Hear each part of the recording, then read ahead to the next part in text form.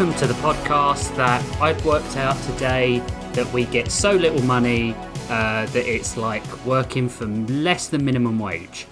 Woohoo! Hey! Oh, we make far less than minimum wage, dog. Yeah. Yeah. For the effort that we put in. On that happy note, welcome to Story Lord. It's like tips at Starbucks. I think we're making like $2 an hour, maybe? Something like that. Woo! That's nice. Welcome to Story Lords, the prompt-based fiction podcast with 2 prompts, 3 stories, and infinite laughter. I'm Rich Masters, and with me, as always, is Josh Henderson. Hi. And Jeff Pennington. Hello. This week, our prompts were sharks. Wonder why we don't get paid for I wonder why. Maybe we make a bad product. Who thinks? No, we don't. We never make a bad product. And That's self-destruction. I'm not going to continue with much more of the intro. I'm just going to say we're going to head over to Daranos now for a Josh special, which is a story and not a blowjob.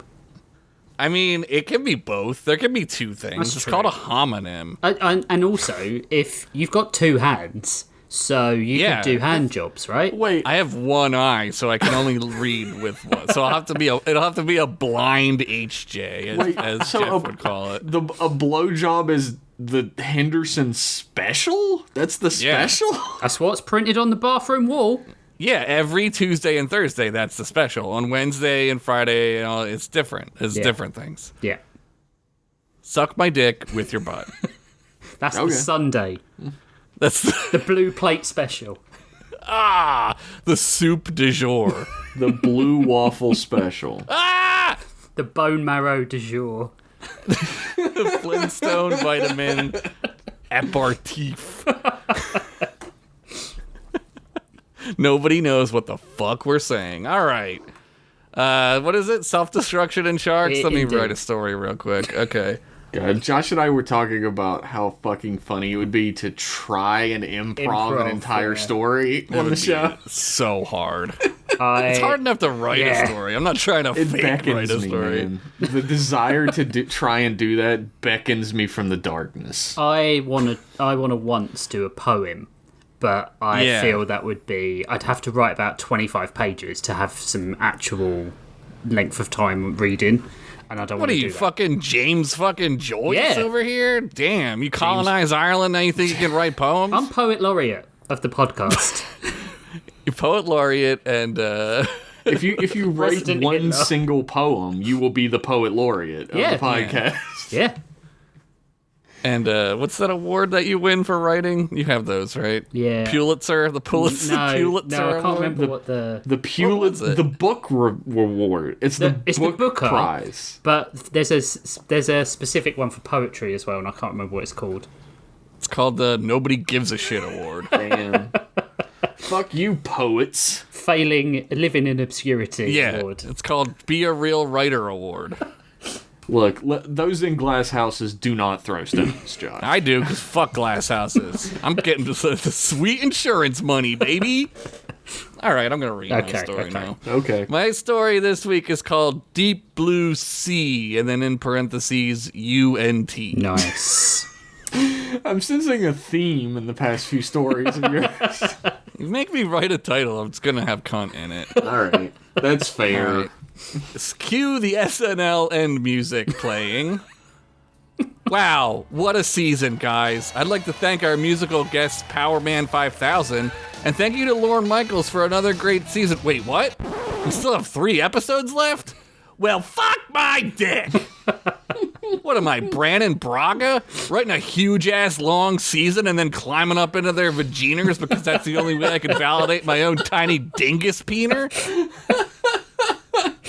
The answer is no. No, I am not. I have a totally real giant wiener, and though I am not averse to having sex with a giantess, I will leave that safely behind the closed doors of my personal life until I make a sex tape of it and release it and pretend like it was leaked. Anyway. It's like Deadpool. Yeah. It's so spooky and dark down here, Demi said to Jelly. He poked his head out of her sack and looked around, did a little jelly shiver, and zooped back into the bag like a little scaredy bitch. Sometimes I envy you, Jelly, she said back at him. All the keys you can eat, get to hide in my sack. Probably some other things, too, that you do that are cool, she trailed off. In the darkness, she could hear the drip, drip, drip of water. She moved her flame sword toward an opening in a tunnel and used it to light the passage as best she could. She peered down the darkened tunnel and squinted. She could see nothing but emptiness, just like when I look into your whore mother's eyes when we're in missionary, and I see the emptiness that you caused with your choices in life. No amount of my enormous schlonger could fill that void, even though she keeps wanting me to try, sometimes like 3 times a night. That's true. Whatever makes her happy, Josh. Nothing can.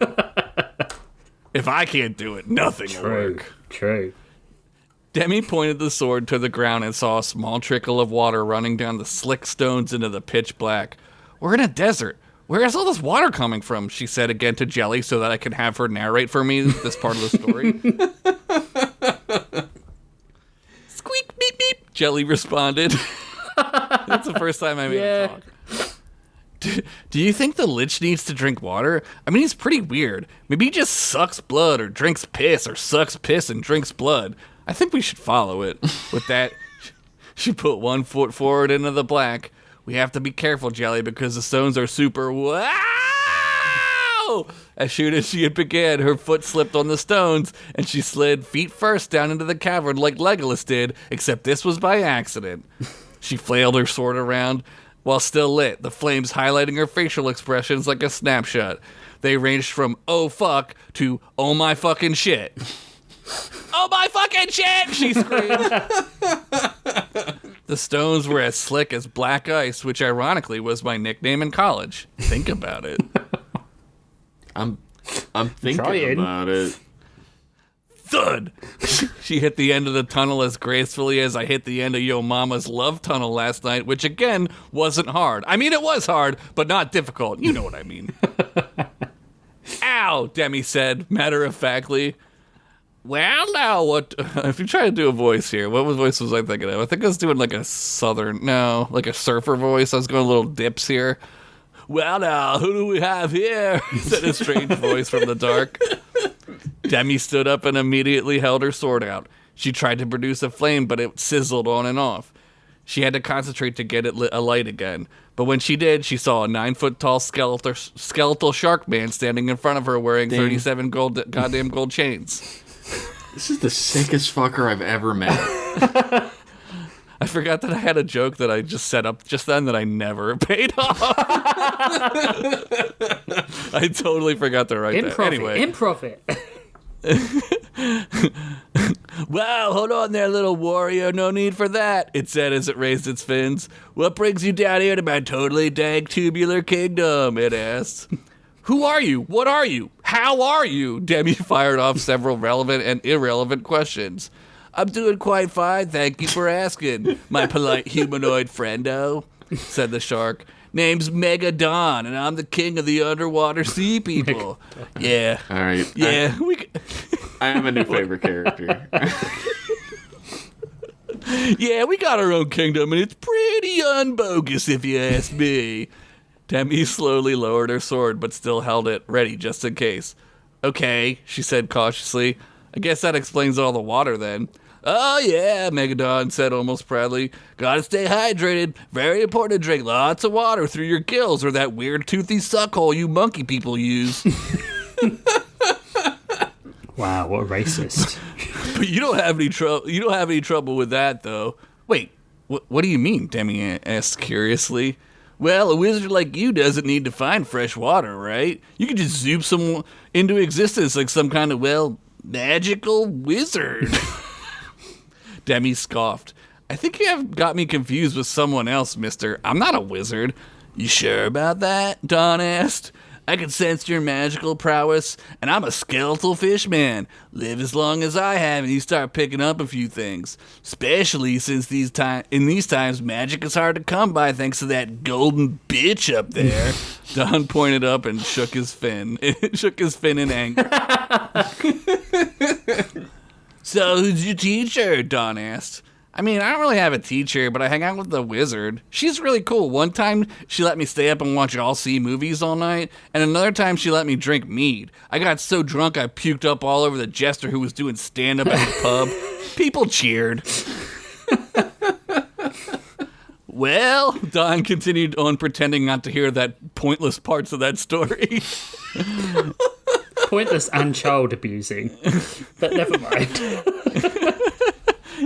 Dude, you're from England. Kids drink all the time. Do you know what? If Evan asked to have a bit of my beer, I'd probably let him have a bit. Yeah! Damn. Just a bit. Yes, over there. I'm not sharing a whole beer with him. Like, he can buy his own fucking beer. He would stop screaming then, or maybe he would scream more. I don't know. Who cares? How much booze makes a kid stop screaming? I don't know, but I'm willing to try. Yes. Well, Don continued on pretending not to hear the pointless part of this part of the podcast. Mm-hmm. If you want to hone your craft, little one, you must practice. I can show you some techniques. If that's something that interests you. Demi lowered her sword completely now and looked around the cave walls. In here? She asked. Sure, this place is great for meditating. It's got nice water sound, and you can't see two dicks in front of your face, so it's kind of like sensory deprivation chamber in here. Here, sit, he insisted. Megadon sat down full lotus style, which was pretty cool for a shark. How the Demi fuck? followed. Just use your fucking imagination. Demi followed suit and tried to crisscross applesauce her legs, but she couldn't get it right. How are you doing that? She asked. Shh, little primate who talks too much. Just sit and breathe, Don said, totally zenning out. Demi closed her eyes and breathed in, and then out. She felt her shoulders drop, and everything was quiet and dark. Cut 2! What in the shitty fucking shit are we doing in this dank-ass earth pussy of a cave? Chickpea asked. She may have said it, but everyone was thinking it. Socks is leading this one, Chick, Sid said as he held up a torch. Ahead of him, Socks was sniffing a wet black rock and doing that thing the cats do where they rub their face snot on it. He's just like eyeing that rock, Chick said. He's so cute, Peppercorn said, trying to go over to kiss him, but instead Socks continued down the tunnel. We're following a black cat into a black cave, and we have no idea why we're doing this. What could go wrong? Fred said, rolling his eyes. Meow, Socks hollered from down the tunnel. He says it's this way, Sid translated. When did you learn to speak kitty cat? Chick asked. I had a friend who spoke it, and I just picked up a few things, Sid said. Besides, it's not that Just then, all four adventurers began to slide down a slick tunnel, Goonies style. Fred toppled over himself since he was so top-heavy. Chickpea held out her staff to regain her balance and managed to right herself forward again, even though she was still sliding on her little butt. Sid was quickly able to use his agility and was now surfing just like Legolas on purpose, but even cooler because he didn't have a shield or as a surfboard. He was just skitching on his size 14s, baby. Size 14s, damn. He's a troll. They got big feet. You know what they say? I wear size 13s. Am I a troll? You have a giant dick. I wish. I mean, yes. Yes. Almost all at once, the four hit the bottom of the cave. Sid slid to a clean stop while Chickpea, Peppercorn, and Fred all mashed together like a cartoon. Sid turned around to see Socks calmly sitting atop a pile of adventurers, licking his paw and rubbing his face. Guys, quit fooling around, Sid said. Oh, yeah, sure, just us goofing around, said Fred, annoyed. Do you bros need a fin? A mysterious voice echoed from the darkness. Sid, Chick, and Fred all unleashed their weapons. Chickpea's staff glowed at the ready. Peppercorn was sitting holding his crotch and wincing in pain. Any excuse to grab some donger, am I right, guys? Yeah. Right? Yeah. Right, guys? Yeah. Right? Yeah.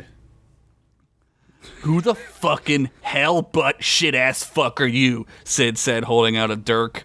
Hi, sorry to spook you, but I'm Megadon, king of the underwater realm, Don said, holding out his fins. The water glistened off his shark skin. His fins were jacked, just like Fred's human fins were. This Don knew how to lift.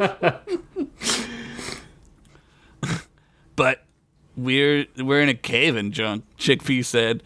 Well, you see, like millions of years ago, this was an ancient underwater seabed.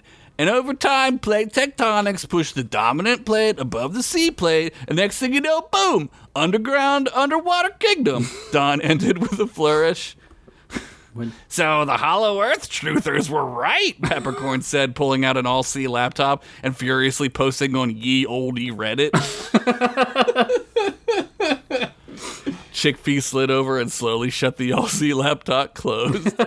I like this one, Don said, pointing to Peppercorn. But if you adventurers need a rest or some salty ale, may I welcome you to my kingdom? Chickpea said, I don't mean to, like, be a Dobby Downer, but this is just a cavern and stuff. I caught You like that? Yeah, like that I one? did like that.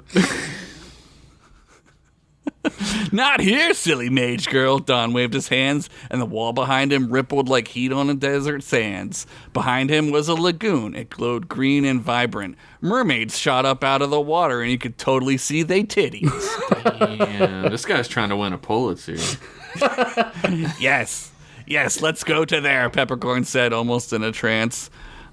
Hold your horny horses, you chode rubber. Wait, that's Chick. Hold your horny horses, you chode rubber, Chick said as she held out her staff to stop Peppercorn. I need to give us water breathing. Chickpea raised her staff and swirled it around, creating runes in the air of crackling blue magic. Easy, breathy, beautiful cover girls, she said. She chanted the magic words. A semi-permeable air bubble soon appeared over each of their heads. Peppercorn laughed. Look, guys, I'm a titty astronaut, he said, once again making his way over to the tits. Soon they were swimming downward into an enormous open cavern, kind of like in episode 1 when Qui-Gon and Obi-Wan swim down to the Gungan city of Ota Gunga, which is its name. I bet you didn't know that the name. I bet you didn't know that was the name, but you do now. It was like that, but hopefully something more cool happens in this story instead of two dudes just talking to a room full of frogs. Stay tuned.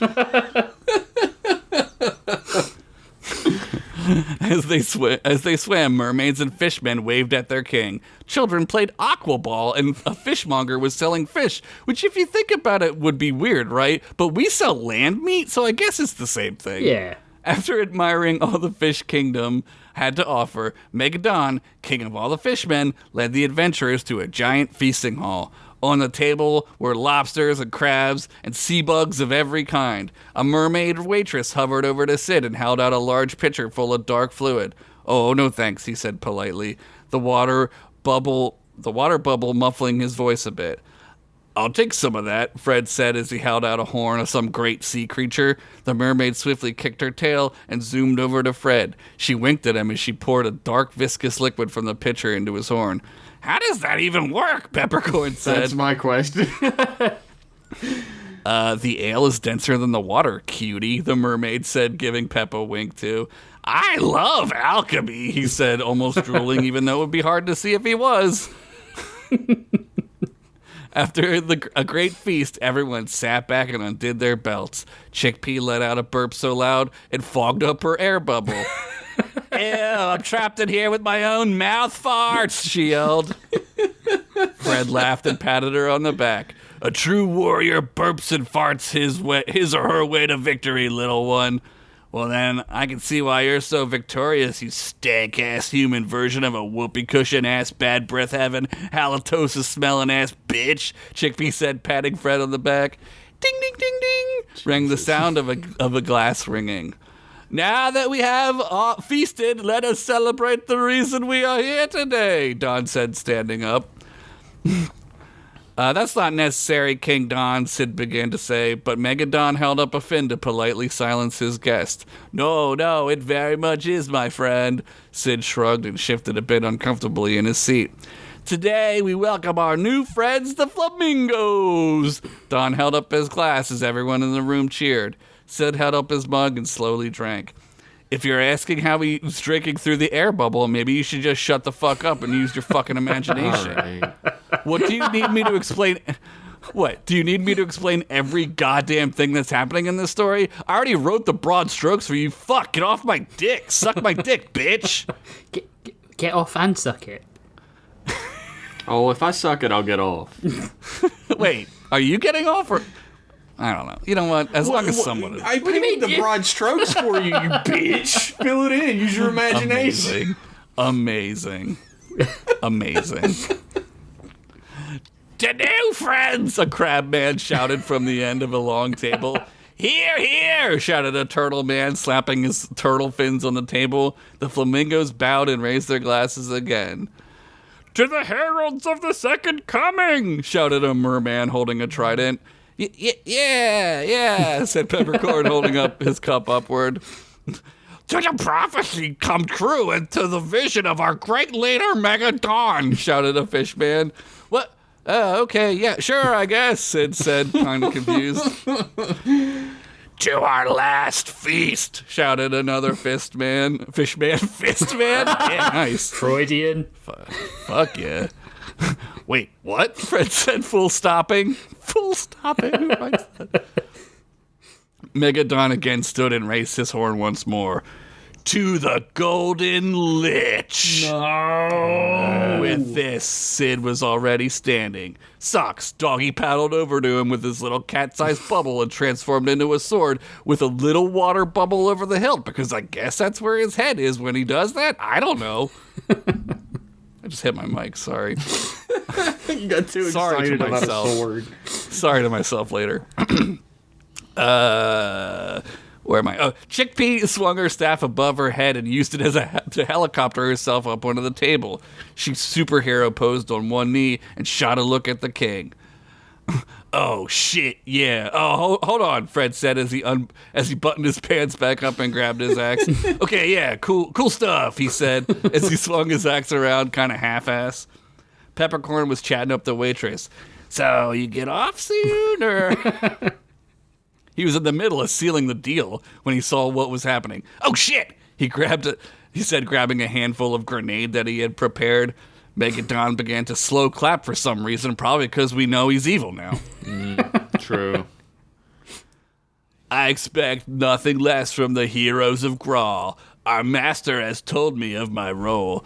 Of our role, he said, gesturing around the room. We live to serve him. I'll serve you at Lobster Fest, you mega-oladonical maniac. Wow, I am the greatest writer ever. All right, you've won the Pulitzer with this one. Thank you. I accept. Sid spat. You will do as you must, Megadon said, and with a flick of his fin, every warrior at the feast charged the flamingos. Sid set his eyes on two fishmen. There's a race car driving outside. He swung Socks and struck one of the fishmen men in the side. Dark, cloudy crimson poured out of the fishman's body and bloodied the water. With a bit of a tug, Sid freed Socks from the fishman and raised him up only to slash downward again, cutting through a second fishman completely. Guts slid out from both halves of the crimson cloud guts slid out from both halves as a crimson cloud of blood stained the water an even darker red. Chickpea tripped an oncoming merman with her staff as he tumbled forward off the table, which I don't know how that happened. A turtle man set his eyes on her and began to rumble forward. Fred stood next to Chickpea and swung his axe downward, but at the last second, the turtle man tucked his head safely into his shell. Fred's axe clanged harmlessly off the shell, and it rattled his teeth a bit. You know what they say, Fredo, Chickpea laughed. Never eat undercooked fish. She raised her staff, and electricity crackled at its tip. She slammed the staff down onto the table and shot a white-hot plasma bolt of electrical damage at the turtle man. It hit his shell and immediately began to cook him from the inside out. Steam and red blood began to pour out of the head hole of the turtle guy. But Fred got a little too close to the bolt, and it zapped him backward off the table. He hit the chair he had been sitting in and shook his head in confusion. Should have grounded yourself, dingbat, Chickpea said. Oh yeah, sure, let me just go to the blacksmith and get some surge protector armor, you crazy little bitch. Fred stood up again. Fred stood up again and found a merman to take out his frustrations on. That guy would later write a book entitled My Date with Fredstony, the harrowing tale of how I was chopped into chum by one of Daranos' most famous heroes. It'd make the Grawl bestseller list 56 weeks in a row, but each piece of the merman would then sue each other piece for the rights, leaving him hung up in litigation for years and draining any gold he'd make from the sales. Hiss! Wow. The mermaid waitress hissed at Peppercorn. Whoa, what the fuck? All I said was you had banging bongos, damn! Pep defended himself. The mermaid lunged at Peppercorn, but he was still agile even in this watery dungeon. He leapt over her attack and landed on her back. Sticky bomb! He yelled as he slapped his grenade onto her back. She writhed and contorted her body, trying to remove the device from her back until it was too late. A muffled explosion rippled through the hall, knocking almost everyone down. Blood and viscera floated upward out of the lower, unsexy half of the mermaid as her banging bongos floated toward the camera, and we got to see just huge tits on screen for like 2 seconds. Airplane style. Cut 2. Master, it's me, skeletal Megadon said into an all-speak ball. I have her, my liege. Demi was entranced. She could feel color. She could see the magic of the world around her through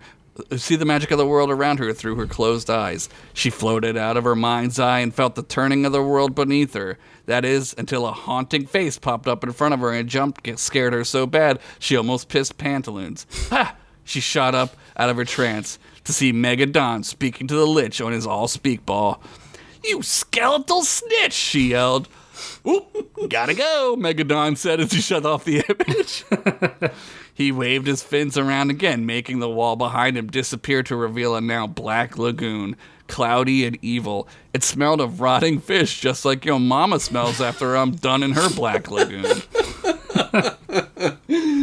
Debbie held back her retch as she looked into the blackness of the void. Megadon snapped his fin, and a second later, the lagoon began to bubble. Nice hot tub, girl, Demi shot at Don. Wow. It's called bromine. You should get some and then swallow it, you dead-ass fish fuck. But as soon as Demi was finished with her sick burn, a rotting hand shot out from the lagoon, and another, and then another. Out from the depths, a dozen dismembered, ghastly, zombified fish schools pulled themselves out of the deep like a bat trapped under my back door. But there was no shower door for Demi to run through for safety. She was frozen in fear. A mermaid without a chest pulled herself up out of the lagoon side and fell onto the stone floor on her back. Unable to move because she had no bottom. Then her bottom half slurped out of the lagoon after her, as if it were the last anchovy being slurped out of an ancient tin into a desperate, starving man's maw. Demi retched again and tried to move her legs, but it was too late. The hands, so many hands, they held her in place. And Megadon just smiled a toothy smile.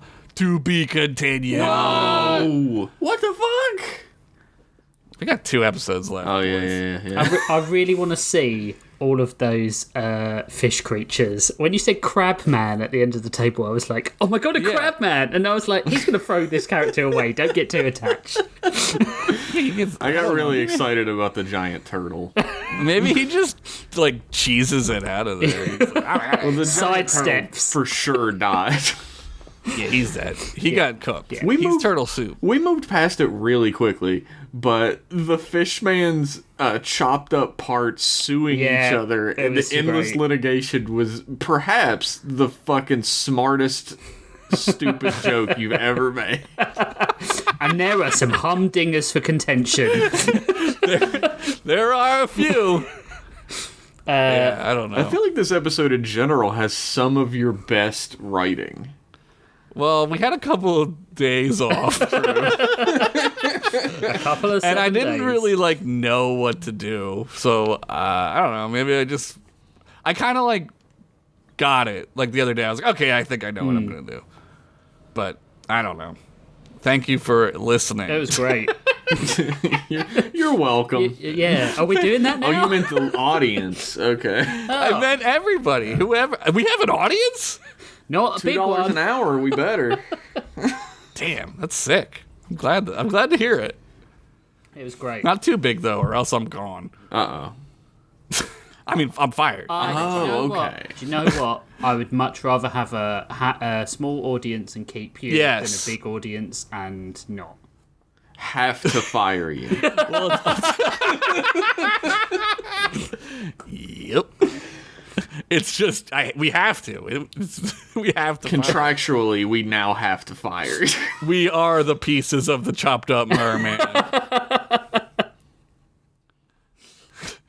So that was a great-ass story. It was great, yeah. It's coming to a close. There's some shit needs to happen, man. You're really good at creating, like, throwaway, lovable characters. And I'm really sad that they get thrown away. Well, my whole life is a throwaway, lovable character, so... Write what you know. Josh Henderson, patented cry for help, right? Yeah. Yep. Also, write what you know. The bat under the door running through your... That fucking killed me. I was wondering how many of our listeners even know that story. Yeah. I don't know. I feel like I told it, but maybe they don't know. You have told it on, to my knowledge, Continue Cast and M-Class Podcast. It was So like one of now those moments where, like... Yeah, it was like one of those moments where, like, I didn't know I was afraid of bats until it happened. Dude, there's something weird. I don't think anyone knows that they're afraid of flying things until they're flying at them. Until it's on them, yes. I'm not scared of birds, but, like, seagulls but it's flying at weird. you is the fucking worst. Well, don't go to New Jersey. That's all that state is. I mean, we live by the sea, so, like, they're like but- rats with wings. But don't go to New Oh, I wouldn't Jersey. do that It's anyway. just good advice Yeah. in general. Yeah. I had a similar experience with like claustrophobia. I'm not claustrophobic, but we walked through like the inside of a heart display. At the Franklin Institute? At the Franklin Institute, yeah. And I'm a big boy. I think everybody knows who listens to this show. I'm 6'3", like 240 at this point. Yeah. And like that thing is made for tiny children. people. Like all the other adult men were walking through it perfectly fine, and I'm like having to like twist my shoulders to go around corners. You didn't want to get stuck, man. Because if I would have gone like normal, I would have gotten stuck. Well, it's like when those dudes do or I guess ladies too, do that like underwater cave fuck diving. that Yeah, shit. spelunking. Fuck Yeah. that shit. Yeah. Like I'm not claustrophobic, but I would be if I had That to do shit that. would. I would just be like, I'm just gonna die. I'm just gonna breathe in water and die. Everyone who says they don't have phobias just haven't reached the upper limit of what they're tolerant of. Yeah, you don't know. Yeah. I really don't think you know if Yeah. you're afraid of something. I mean, It's like, why like the most common phobia is like spiders, because Yeah. every house has had a spider. Yeah, in it. everybody's Yes. seen a spider. That's why the second most common phobia is Spider-Man. He is a menace. yes. And no one can get me Spider-Man. pictures of him. Get me more pictures of this menace. Get me sexy pictures of this menace Spider-Man. Get me We need to lingerie sell shots. papers. Get me some side nad, some tasteful side That nad. is the second time this week you've said side nad to me. He's why I say that's it. the second time he said tasteful side nad as well. I say it for you. I don't say it for me. That's true. I say That's it for true. you. Josh hates tasteful side nad. He wants buck nasty side nad. I want like penthouse nad, like spread eagle nad. Spread Wow. nad. So your nads are like either side, so you can Yeah, clearly see the seam. Seam or nothing. Jesus. Yeah, I gotta see seam. I can't get off If till I see can't, some if seam. I don't get at least a peek of the gooch in this photo, I don't want it. On that note, Yep. we're going to take a break. We'll be right back.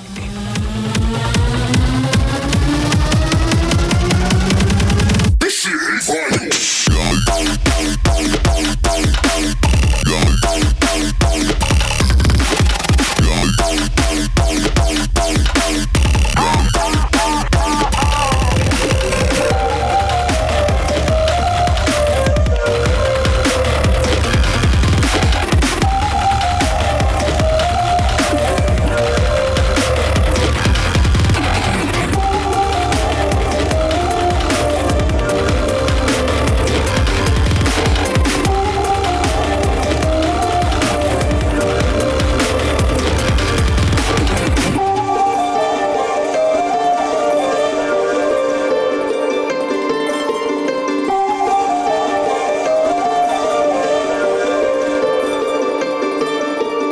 Welcome back, Story Squires. It's me up next after Josh's spectacular episode. So hopefully I can live up to that. Get fucked. Damn. Get fucked, you great-ass bitch. I love you. I love you too. Now fucking kiss. Tasteful Kiss side each other. nad. Yeah, get some taste. Kiss that side, Dad. Let's get my- gooch to gooch in this episode. Wow. Oh, yeah. What do they call that? It's like scissoring for women, but what's like sword fighting? Is that what it is? That's when fencing? It's called fencing. is when you fence with your dick. Yeah, I don't but think that actually happens, right? I mean, we could It try does. There's no way it does. There's no way it doesn't, right? Maybe not in England where people are too proper to whip their dicks out, but I mean, we would never use sword terminology to mean anything other than a A duel. sword. A real sword. A real duel. Yeah. Well, they're not allowed guns, so. No. My episode this week is called As Dog as My Witness. Oh, jeez, it's gonna be the scary dog. Well, he's in a bubble with Kellen and Raph, so yeah. Malcolm watched their two dumbfounded faces as Kellen and Raph envisioned their plans going up in smoke and smirked like someone had crashed a whole truckload of sausages right outside his house. Jesus Christ. If you're wondering why an omnipotent chaos god needs a house, well, where would he put his Blu-ray Steelbook collection? Or his set of Mondo Batman the Animated Series posters? Or his Lego? Oh, wait, yes, we're talking about Malcolm, aren't we? Yes. Yes. Malcolm. oh, Rich, the omnipotent being over here. I was like, Richie's just naming the things he likes. Once I had a little dog. I called him Crackerjack. He had his jaws round the whole of time, and he never gave it back. Shall I go on singing, or have you accepted the fact that your plans to save your respective timelines as you knew them are as ill-advised as a Kevin Spacey-themed date night? Helen looked out of the little pocket of time Raph had created for them at her friends charging at their future selves. They all looked slightly frozen, but as she watched them, she could see slow movements. On the plus side, Hallgrim hadn't made some inappropriate sexual innuendo for a whole 5 minutes, so every disaster had a silver lining, kinda like colon cancer's silver lining was Kirstie Alley's death. Wow. Oh. Holy shit. He's allowed to say it, though. Yeah. We're not. Only No. people who've had colon cancer could say I it. forgot she was dead. You just made my day better. I put in the This is a- script. It's a very anti-look who's talking podcast world. She ruined that franchise. With a terrible right-wing mind yeah. failure. I put in brackets, pause for Jeff and Josh to recover. Yeah. Yeah. Could I'm ready. Go on. I'm ready. I'm recovered. I'm good. I'm good. Could it be? Were all her plans scuppered? Kellen's, of course, not Kirstie Allen. She's too busy burning in hell. Her plans are scuppered, too. Fuck you, look who's talking too. Yeah, TOO. Fuck off. Surely not, she thought. There were a whole 2 episodes of this series to go after this one. unless the Lords were cruel and they intended to do just 2 throwaway episodes and end this right here. Surely not, though. Surely. Right? Right? He's just naming things he wants to happen now. Right? Sure. She looked. I was looking for permission. She looked over at her future self and saw her own feelings reflected. Raph had sociopathically planned her redemption arc, moving people and events as if pieces on some awesomely complicated Euro engine builder board game that I force Rachel to play every weekend.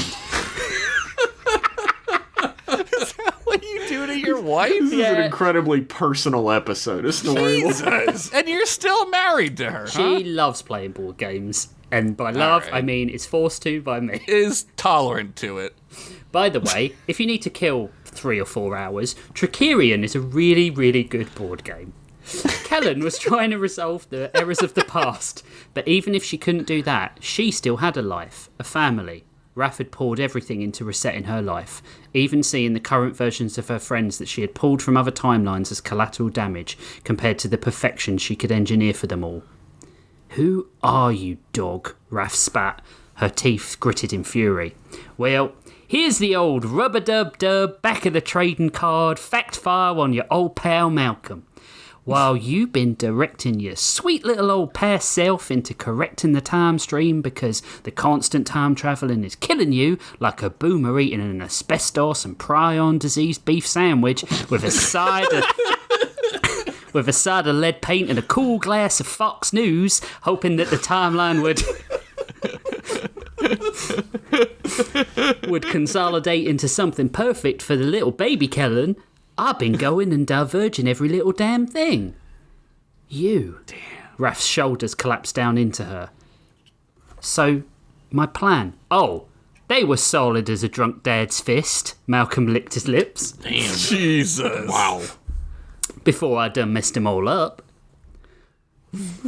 Form up, people, Asher shouted, watching her future self, pale and wrinkleless, immortal, never to age, never to sag. What a fucking bitch. Damn. She wanted to stake her right up her perfect... Asher, these future versions of us clearly have the drop on us and are far more practiced in teamwork. Oryx hunkered down, ready to charge as he watched the future, beret-wearing thespian version of himself smoking a pipe as he sauntered towards them. I forgot about that. It's more fucking like pompous as it goes on. We need to split them up and deal with them one-on-one, and with haste, before my credibility is harmed any further. Let's, Hallgrim sneered, watching himself like a hawk as he descended the pile of rubble in the souped-up walking Nazi battle tank he had become. Like Ed 209's redneck brother, Ted 209. Oh my god. Oh, man. I had to stop. I had to put my face in my hand. My God. I knew. I saw it coming and it blew me away still. I want to smack the paint off that Nazi bitch. Why has he got a Confederate flag painted on him? The Confederacy lasted 4 years. Worf was on Star Trek 4 times as long. Why not paint him on there? Can you imagine? And the flag is just Worf's fucking head. It's the cartoon version of him from The Critic. Wow, that is a fucking deep cut, dude. No, friend Hallgrim, we must not fight our own selves. They will be expecting that. I will take the Hater Gator. Oryx must take Hitler Grim. Hallgrim must go for Count Ashula. And Asher must take that magnificently fully realised human with totally accurate skin. Hume said dreamily before noticing that everyone was staring at him. I mean, I certainly would not do that. No, sirree. Shameful to skin a human. Lie mode disabled.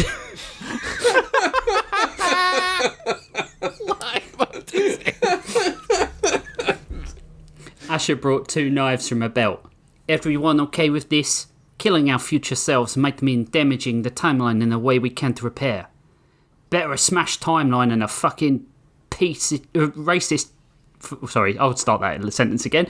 Better a smashed timeline than a fucking racist reject from a shitty anime, Hallgrim muttered, holding out a fist to Hume.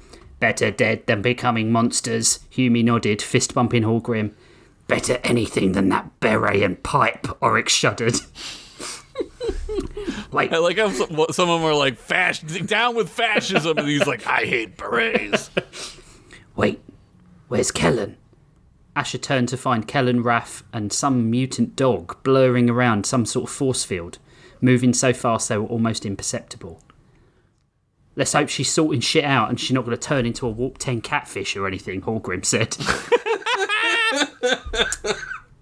Lord Declaration, look, I know this is the second Star Trek reference in 2 pages, but you're just going to have to fucking deal with it. If you don't watch Star Trek, there's no help for you anyway.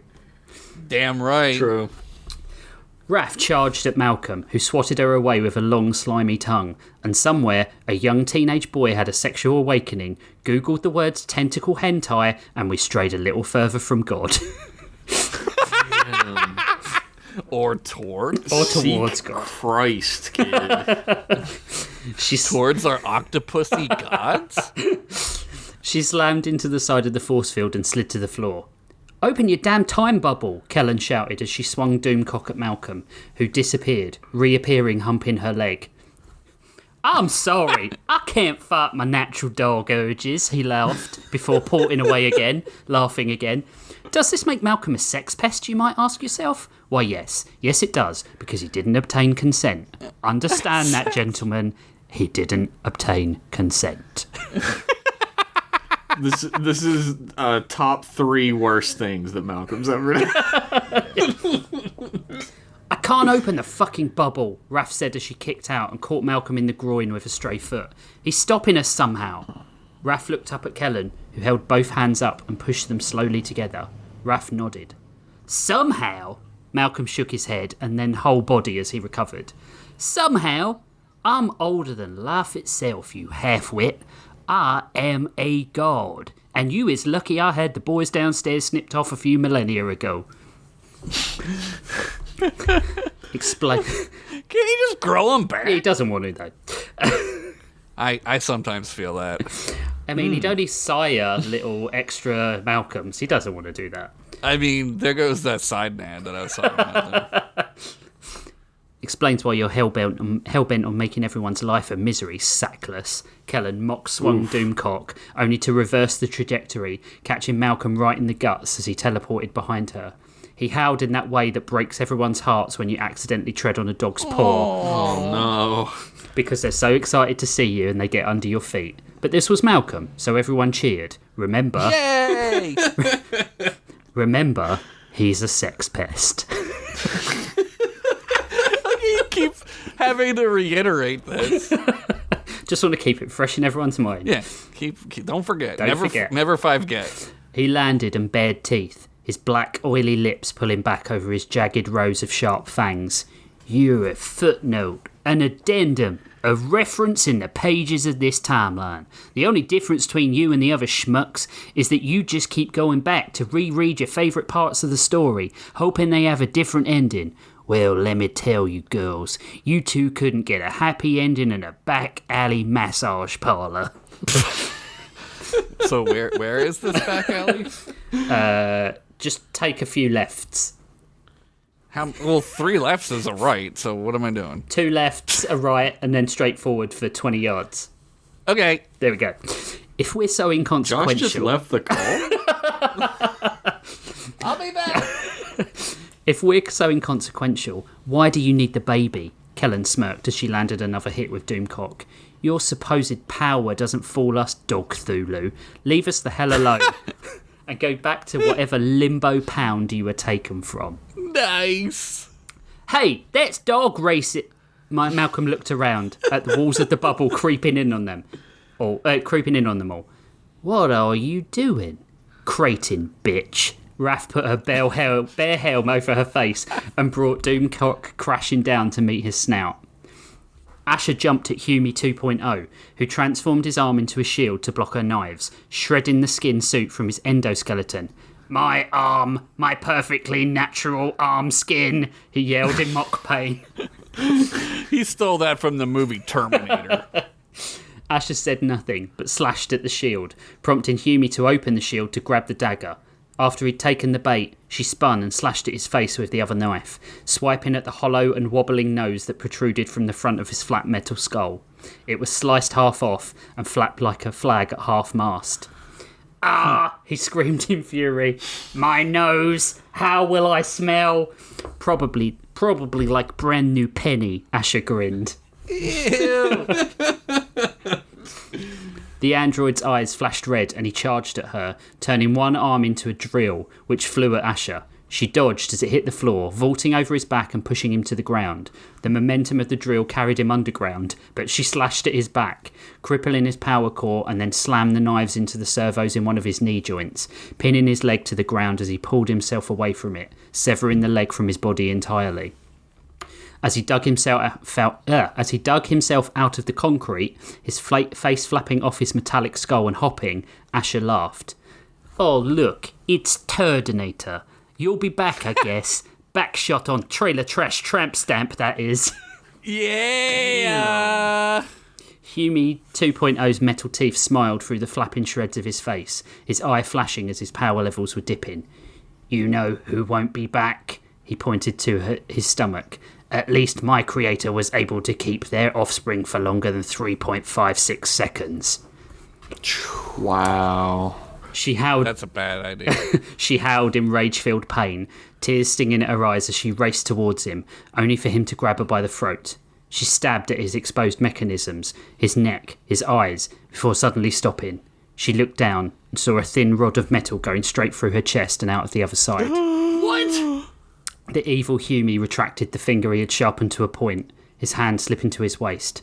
My knives were bigger, Hume said as he powered down. A bleeding Asher still held up by her neck. Ash! Shouted Hallgrim, as his own opponent materialised in front of him and backhanded him across the face. She is fine, I'm sure. She looked over, then put a mock hand to her mouth. Oh no, wait, she is definitely dead. The vampire version of the woman he loved laughed. Serves her right for killing Hume. He was good friend for robot. Like you sometimes have affections for Roomba, or particularly efficient vibrating anal beads.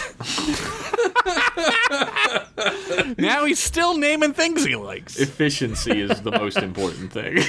We're on a schedule here. Yeah, I haven't got time for this.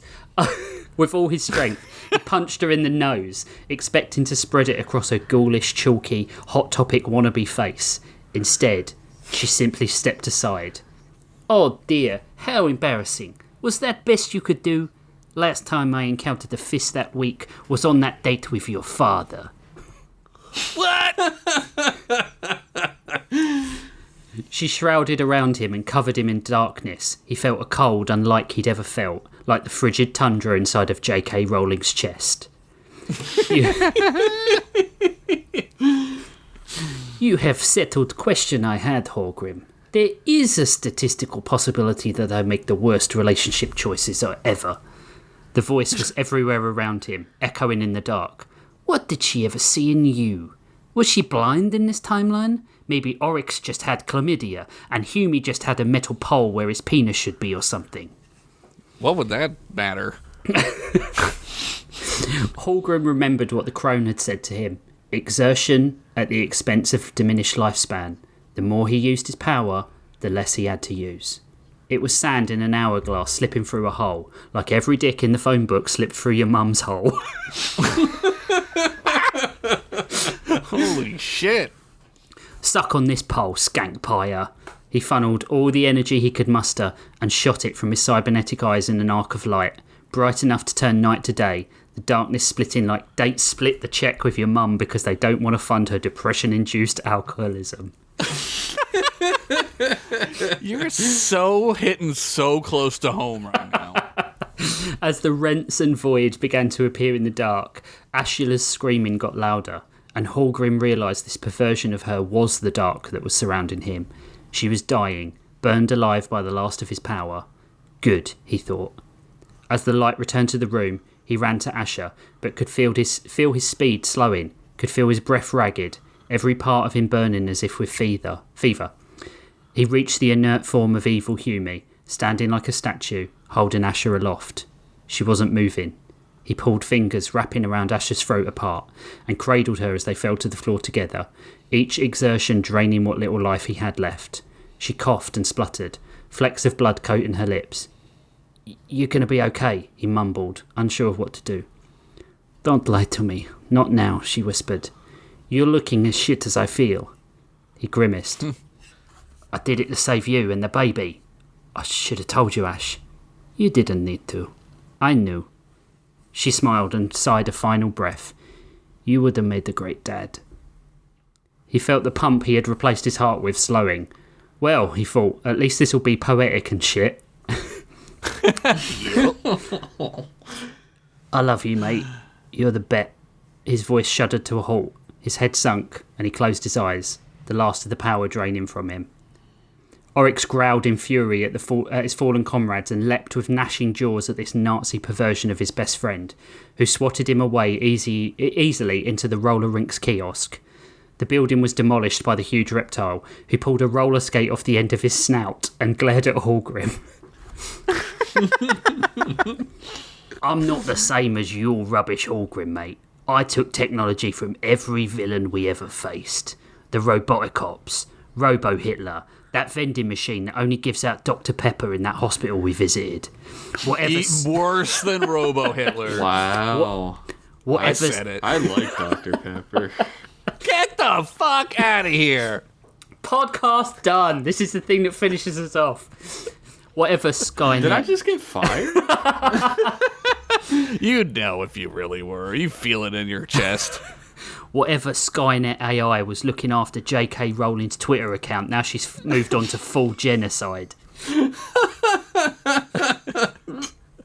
Hallgrim flexed his arms and turned one of them into a Megatron-esque cannon. I'm as dangerous as raw dogging a dock worker. Oryx dove faster than any 9-foot, 750-pound crocodilian man had any right to, and dodged Hallgrim's volley of plasma. As he landed amongst the rubble, he rolled and pelted the tank with rocks and debris at a staggering rate, unloading faster than 3-pump Trump on a date with Stormy Daniels. Damn, 3? You think it was that many? I don't know.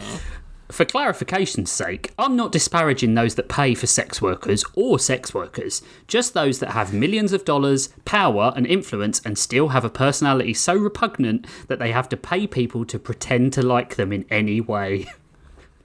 I'm right here, Rich. Millions of Josh dollars? is so rich. I was going to say, yeah. That's the bit I'm... Rich and jizz, baby. Whilst most of the rubble just pinged harmlessly off Hallgrim's tank armour, one jagged rock slashed him across his exposed mouth and drew blood. But Rich, I hear you say, why would someone in a walking battle tank have their face exposed? Well, any sort of facial armour might have prevented someone from hearing one of his cutting sexual innuendos or insults, so he chose to, like in all other situations in his life, forego protection. Also, don't interrupt my story with your stupid questions. They did it on mine, too. I feel like I'm getting the shit beat out of me this episode. They kept interrupting mine. They're just so ungrateful. Up your Patreon pledges, people! Hallgrim fired at the ceiling above them where the roof was weakest and chuckled as the roof caved in on Oryx, burying him in steel beams. Hallgrim approached the pile as he wiped his bleeding face. What is wrong with you? You're a smart dude. We're not evil versions of you. We're just better.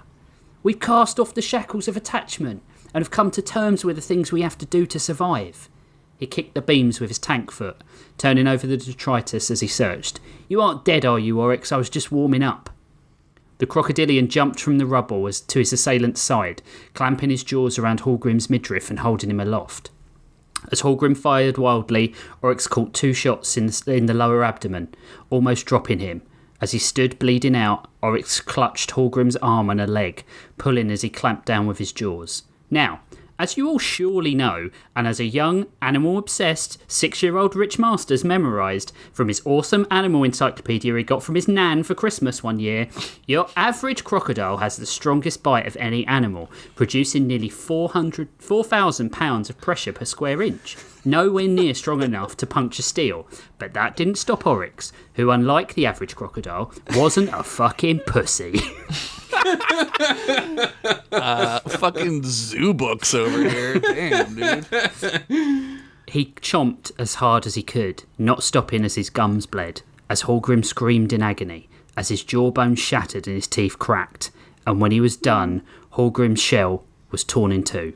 With one swift tug, the cyborg was pulled in two, and Oryx dropped him to the ground, following him down on his knees. I do so tire of all this fighting, Humie, Thespian Oryx declared, bored. I left this life behind me a long time ago, you know, dear boy. I yearned to tussle with John Proctor, with Macbeth, with Willie Loman. These men are far more challenging opponents than a past friend. I wish to challenge expectations, to fight audience ennui, to conquer the New Lehman Times review pages.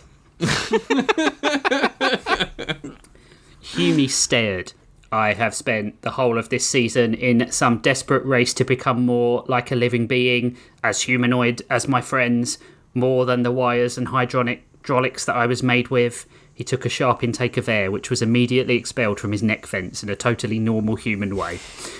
Yep. But listening to you spout this absolute drivel makes me thankful I have an off switch and a hydraulic penis.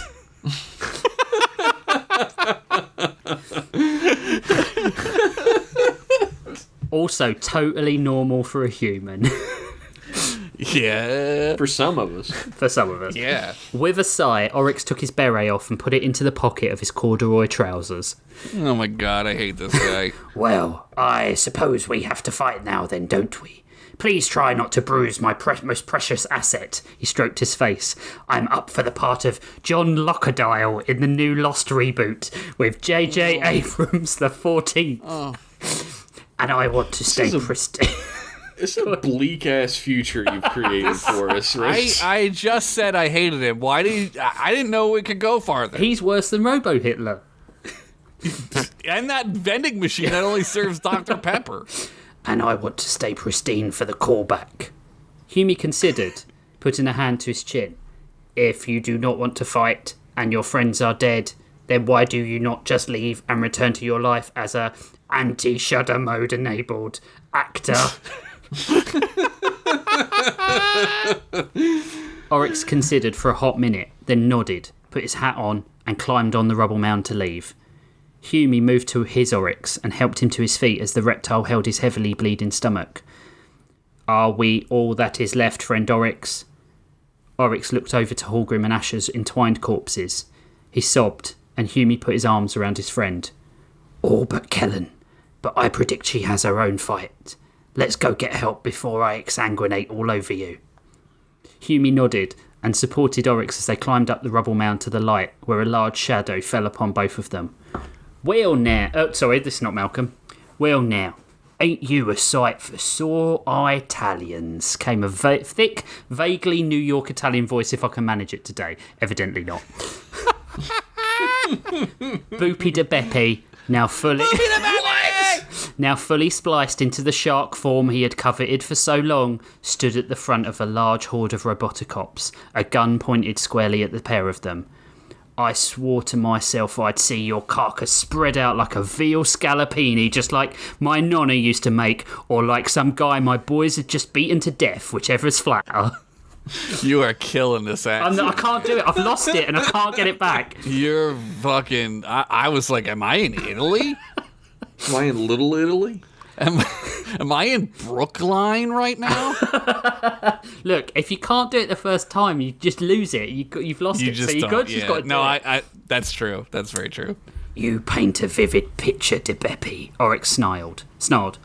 Not quite yet. The gangster smiled, his shark teeth glinting. The gun fired, and Oryx's head rocked back, Hume struggling to keep him stable. As Hume looked down at his friend, his eyes rolled back in his crocodilian head. Hume detected no life signs. Take him. We can break him down and find out what he's learned on his big adventure, de Beppe ordered, and the legion of Roboticops advanced on Hume like locust. Hume's hands, covered in the blood of his friends, dropped Oryx's body to the ground as they forced him onto his front. Hume tried to understand what was happening, overcome with feelings he could not quantify. On the other side of the roller rink, a lifeless Hallgrim cradled Asher's dead body.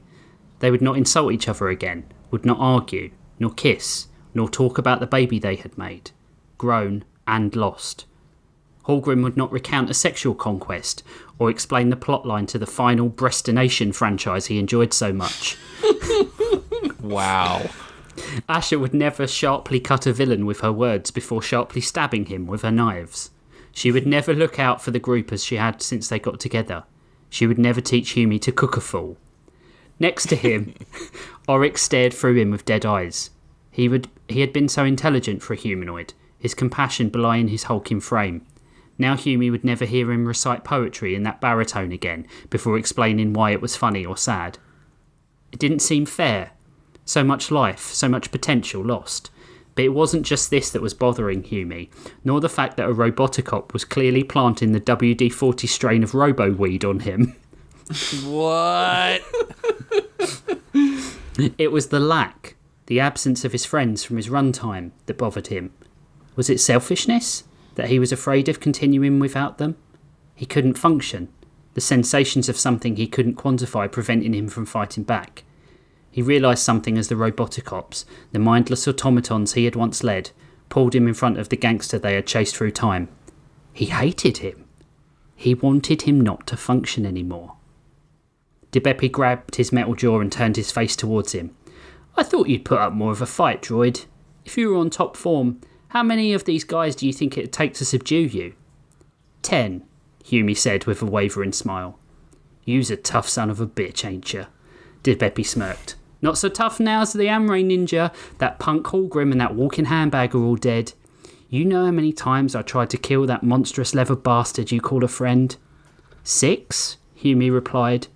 He's not doing robot voice. Oh, sorry. 6. Sorry, that I was thought just it was me. on purpose. No, I thought it was on purpose.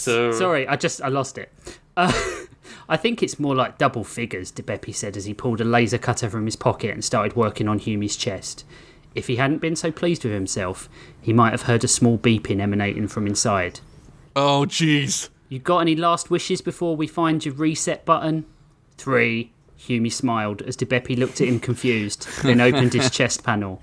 Well, normally you're only accustomed to one His smile faded as his face flushed with a red light as the numbers on the timer in Hume's chest counted down. 2, 1. The blast took them all in a white flash and a crackle of electricity, like when Terminator first appears. I'm talking Terminator 1 and 2, not any of the shit ones. Well, objectively, Dark Fate really wasn't all that bad. It just suffered from having a franchise full of utter bollocks before it. Wait, what do you mean? The one...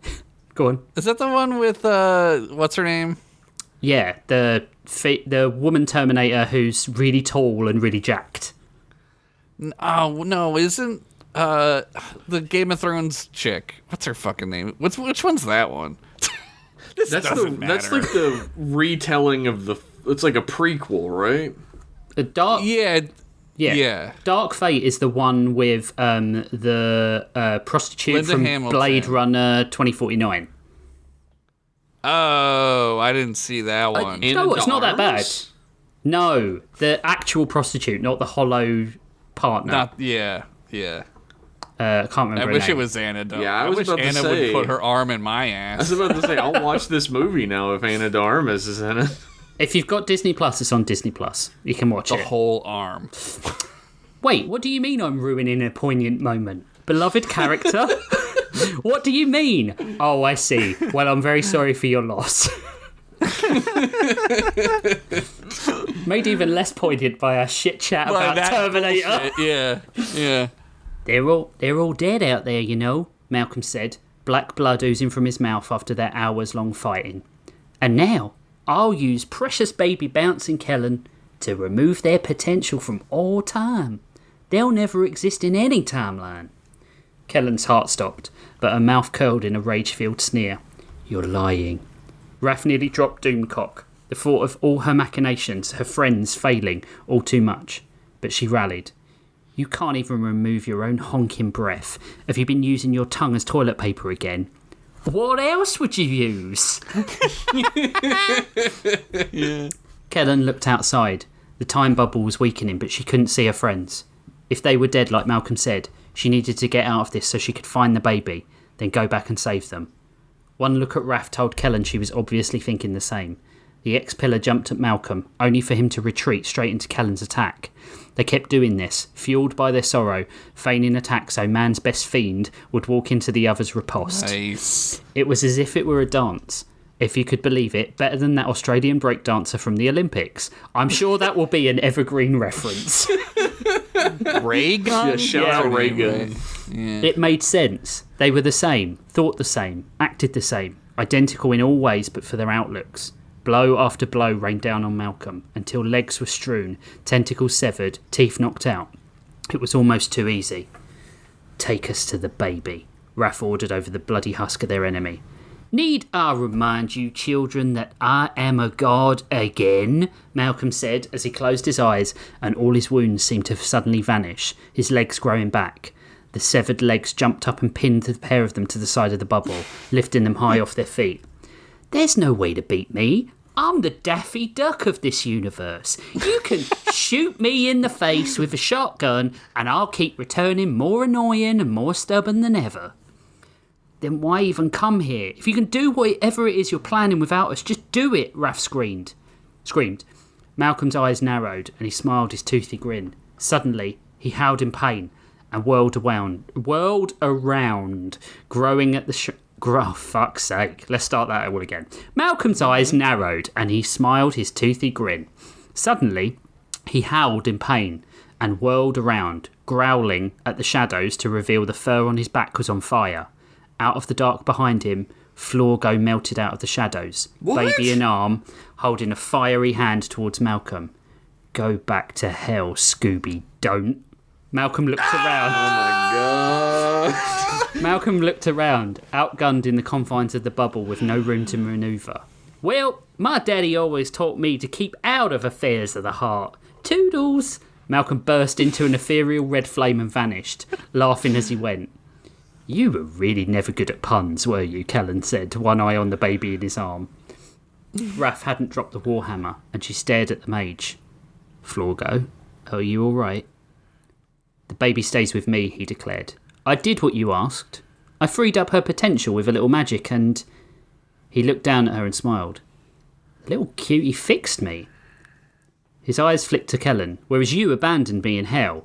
He then pointed to Raph, and you lied to me. I don't know which one of you has the better plan for putting things right, but until we deal with him, she stays out of both of your clutches. Then we all decide what's best for her, what's best for you, what's best for everyone. Kellen nodded and then looked over to Raph. Does that work for you? Raph brought down the bubble around them, only for them to be confronted by scenes of utter chaos. The flame-charred roller rink was covered in debris, the caved-in roof strewn around the room. But there was no sign of anyone. Kellen turned pieces of rock over with her foot, until she found something. A part of Asher's reapskin cloaks. It was burned at the edges and covered with blood. She brought it to her face, silently sobbing into it as she folded it and stuffed it into her pocket. They were dead, all of them. There was only one way forward. Kill Malcolm, then find some way to put the timeline back together. A way that would heal the fractures between them all. Raph grabbed Kellen's shoulder. Listen, Rook, I know we have stuff to settle. No kidding, bitch, Kellen sneered. But we need to put that to one side until we find the baby. Until we kill Malcolm, agreed? As she looked at Raph, she wanted to kill her for her lies and deceptions. Then she noticed Raph's dirt-stained face streaked with tears. Kellen realised she'd been unable to find her friends either. Kellen nodded. Let's go. She grabbed Raph's hand and then reached over to the baby attached to Florgo and grabbed her pudgy little digits. Let's go put a dog down. And that's why I'm holding the kid, Florgo said. Shut up, Florgo, Kellen and Raph said simultaneously, as they tore open a rift and the four of them walked through. To be concluded. I mean, there are 2 episodes left, but you'll see what I mean.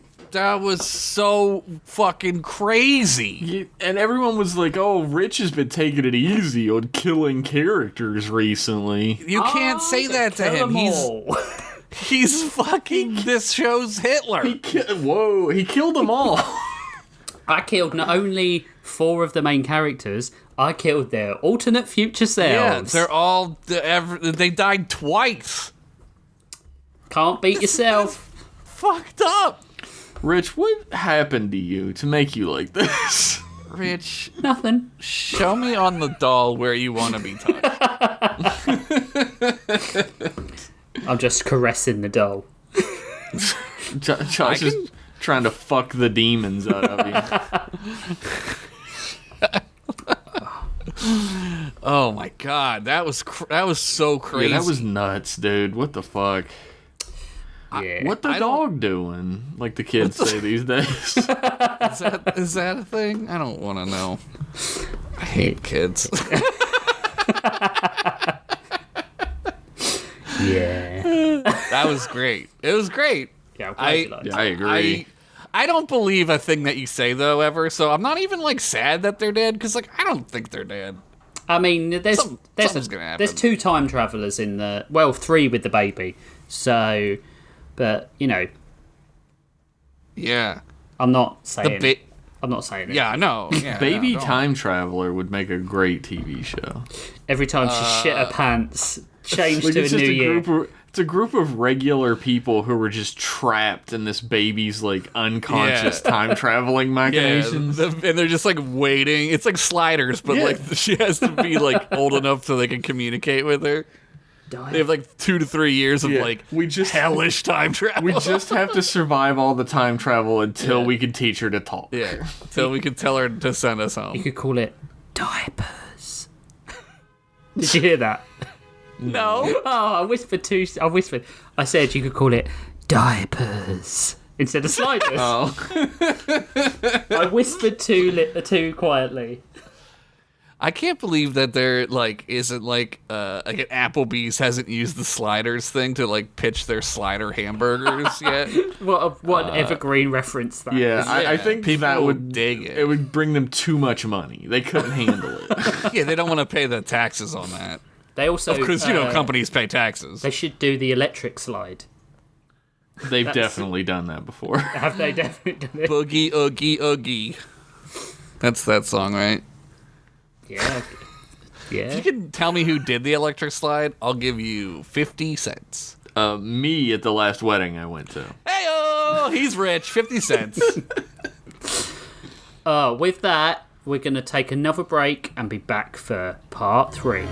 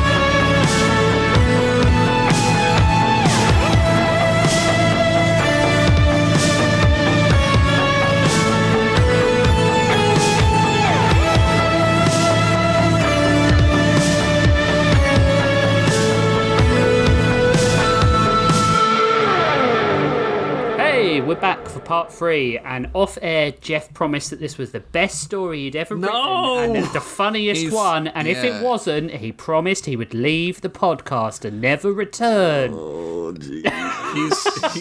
He said he remembers every single detail of the story. He said, and I quote, "It's going to be more funny than you dick stories." Oh Yeah, no. he called us dicks. And then Look, he used the C word. I And then he need- said that Hitler had some good ideas. No! Look, I need this $2 an hour. Wow. Who's got a copy of Mein Kampf now, Jeff? It's you. his camp. Josh has a copy that just says Josh's comp on it. And I opened it, and on the inside it said, "Happy birthday, Rudolf Hess." And the Josh on the front is written in the Josh Wine font for some reason. I used to get that for people, so they knew that I got it for them. That's genius. The Josh has 2 S's, like the SS. And they're lightning bolts. Yeah. There's a loud over the O. What the fuck? The name of the story is called Nil. Like Neil Armstrong. Like Neil Armstrong. Okay. I was once a scientist, quite ahead of my field when it came to the utilization of recombinant DNA hybridization. My name was Dr. Alexander Peace. It was a name that I held near and dear to my heart at all times. From the moment I first learned its definition as a small child, to the very moment I no longer had a heart to be near to. The cold, emotionless voice of Nil came through a set of new, pristine silver speakers on either side of the large, white, featureless door that stood between the new Spooky Squad and the white room beyond it where only TK had ever truly tread before, and even then, only within her deepest nightmares. Can somebody shut evil-ass C-3PO the fuck up while I'm doing this? Nice. I'm not in the mood for the fucking extended Spooky Vision universe lore right now. Jason Grace yelled out in frustration. The squad was standing outside of this door at the end of the long, endless hallway they had spent the last 20 minutes barely surviving in. But they had a brand new problem on their hands. The door was locked. There was nothing on the walls next to it to open it. Nothing on the floor or ceiling. Hell, there wasn't even a fucking knob or handle on the door. It was just a sheer white wall inside of a metal door frame, taunting them as it kept them from proceeding any further. I tell you this now because I wish for you to understand my purpose. And cease your incursion. We can work together to create the Gestalt being, the perfect apex of human evolution. 2 of you have the parts necessary to complete my ascension. Teresa Kanzaki and Ryo Tachibana. You 2 are the key to it all now. The voice paused for a moment. The rest of you are also welcome to attend. Oh, great. Please do attend. Oh, great. We're invited to the Cronenberg flesh orgy, Kayla S. Hunter said, her voice dripping with sarcasm. If I could figure out where the locking mechanism is, Dev Durwood III began, but stopped, trying to fit his small fingers between the door and the door jamb and failing. This was going to be the one time having small hands was going to get something spread for me. Jesus, Alyssa Madero said with an upturned lip, hovering over them with her arms crossed and tapping her foot. Anyway, can't you just, force it open or something? We're on a schedule here. This is, the one thing you're supposed to be good at. Do you want to do it? Dev snapped, glaring back at her over his oversized glasses. Fuck yeah, Dev, standing up for yourself for once. Jason grinned down at his small friend, who smiled back at him. Could you 2 idiots stop male bonding for 5 fucking seconds and figure out what we need to do next? Ryo interrupted, finally at the end of his rope with this group, after they had mostly all co-signed Jason's bloodlust against him last episode. Yeah. If you missed it, turn this shit off and go back and listen. Yeah. It was the worst story I wrote this season, and if you want a good one, then fucking suffer through the shit first, you lazy-ass millennial fucks. Damn! They're even fucking ragging on your story. The group erupted into arguing at that, Jason threatening to crochet a blanket out of Ryo's entrails, Alyssa interrupting to mention that that's not how crocheting works, Dev trying to tell a story about how he once got his arm caught in a sewing machine for 23 hours before anyone noticed he was gone. Did he not get it out? Kayla eyeing the way back down the hallway to see if she could just also fucking exit this story without anyone noticing like Flinch did. The whole works. For her part, TK Kanzaki stood quietly a few feet back from the group, nervously rubbing her hands together and staring at the featureless white door in front of them. Back in the 1940s, I was asked to join an archaeological dig for sport by a friend of mine, Tempest Newgate, an archaeology professor at Dartmouth, Nil continued. He had found something buried in the mountains. Fart mouth. Got him. He had found something buried in the mountains very near here. A corpse. Very old, but still completely intact. But it was no ordinary cadaver. It was extraterrestrial in origin. His team were fairly certain someone, or something, had placed the body there for them to find. But Newgate was uninterested in the terrestrial origin of the body, but in its potential origin. Aliens? Alyssa asked with a scoff. I thought this was monster movie shit. Now we're dipping into sci-fi? We can't even stay in our own lane anymore? Alyssa looked directly at the camera. Am I right or am I right, Rich Masters? Damn! Yeah, that's like a sixth wall break. There has got to be some kind of locking mechanism, dang it! Dev interrupted conveniently. He sat down cross-legged on the floor and held up his computer watch, beginning to type on it furiously with his completely normal-sized adult fingers, thank you very much. Maybe I can find some kind of remote signal to shut down the lock the same way I did the speakers. Kayla had stopped messing with the door and was staring up at the speakers with her eyes narrowed, silent as a ghost. The actual ghost was floating upside down with his back against the ceiling like he was laying on the ground, hands tucked behind his head and his backwards ball cap pulled down over his eyes, which were also covered in sunglasses, so why would he do that? I don't know. This is bogus, bros. Can we go for White Castle soon? I'm pretty sure I can totally possess somebody and enjoy them, then dip out before the diarrhea sets in, dudes. I'll have to be, like, super quick, but still. Man, I wish I could do that. Newgate was a religious man, Nil continued, unabated. Look at this guy's just talking. Unabated by the fact that most of the group were absolutely not listening to him. He saw the body as a fallen angel, a portent of the future ascension of all humanity to a level beyond mortality, closer to the light of God. He was a fool. Newgate. He founded the Acolytes of the Third Birth, didn't he? Kayla yelled out, causing everyone in the group to jump and yell out stuff like, "Shit, dude!" and "Jeepers Creepers!" And I'll let you decide who said which. Yep. Correct, Nil responded. He eventually also came into possession of what he called ancient literature, which foretold the arrival of a new son of God upon a ritual completed under a blood moon. Jeebus. He and his followers did no due diligence to figure out the authenticity of the documents. They simply blindly followed their faith, as always. So, yeah, sounds like religion. I was uninterested in dogma. What about Katma? Got him. Boo.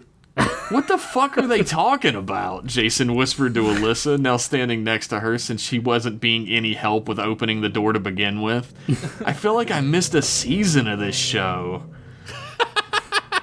Alyssa shrugged. I just want the door open, man. I'm working on it! Dev snapped back. That's two, little man, Alyssa snapped back, leaning over him angrily, holding two fingers up. Don't make it 3 strikes. I promise you I'll snap your dick off like a Slim Jim. I mean... Dev immediately looked over at Jason with fear in his eyes. You gotta learn when to stand up for yourself and when not to, bud, Jason said flatly.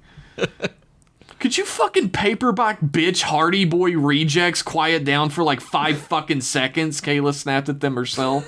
I mean, she's there with them. What is she talking about? Causing everyone in the room to stop what they were doing and look over to her. This is important, Nil continued, ignoring everything else. When a second alien corpse was discovered buried in West Virginia in the 1990s, I made certain to steal away with it. No one suspected the aging scientist of duplicity. It was quite simple. They have found much, much more beneath the city of Huntington since then, but it was of no interest to me. I found my prize, my ticket to true evolution. You see, these creatures were so far beyond a human being that we were as ants to them. I wished to ascend to their level, so I set to work. This is a lot of exposition, Dev whispered. You gotta fit it in somewhere, I guess, Jason whispered back to him. Only so much time. Could you two stop breaking the fourth wall 100 times in one episode, please? Rio snapped at him. I'm going to kill you, Jason returned flatly. There we go, Rio replied. I was fortunate to be who I was. Nil continued on, even more continuingly. Yo, No hello, notes. Mr. Pulitzer Prize. Thank you. Dr. Alexander Peace had spent his entire career working to utilize animal DNA to aid in the expediting of human evolution. This was not much different. I gained allies, mostly through subterfuge. Machinists, computer scientists, engineers, military men. They believed I was going to evolve them, give them power, influence. Some of them I did. Experiments, though they did not know it. The first 40 all died. Agonizingly, I'm afraid. The next 20 lived, but were so malformed, you could hardly call them human any longer. I'm right here, Jeff. Barely sapient. But then the next generation chrysalid was born. A man with an extremely large ass was chosen to ascend first. He's right there, Jeff. What the fuck? You guys don't remember Dumpy? Dumpy. A man with an extremely large ass was chosen to ascend first, utilizing the correct cocktail of drugs, chemical agents, and the blood of the alien creature. He was a success. A human, baboon, alien hybrid. But he was mindless, violent, This is crazy. ravenous. But now I knew what to do. The final generation were born. First, Shark, who has long been missing. Then Miller, Hawk, Snake, the others. All of them dead and gone now. I killed them personally, Rio interrupted, a deep, hateful glare in his dark, dusty eyes. Did he say extremely large ass? Alyssa asked damn confused. I can't listen to this shit anymore. You're fucking killing me here, motherfucker. Just open the goddamn door already. This isn't fucking story time at Eureka's goddamn castle, Jason screamed out, referencing a children's television show he's 20 years too young to remember. Yeah, he wouldn't have seen it. And drawing his axe back and slamming its blunt end into the door with a resounding crash. There was a moment of silence after, as nothing changed about the door.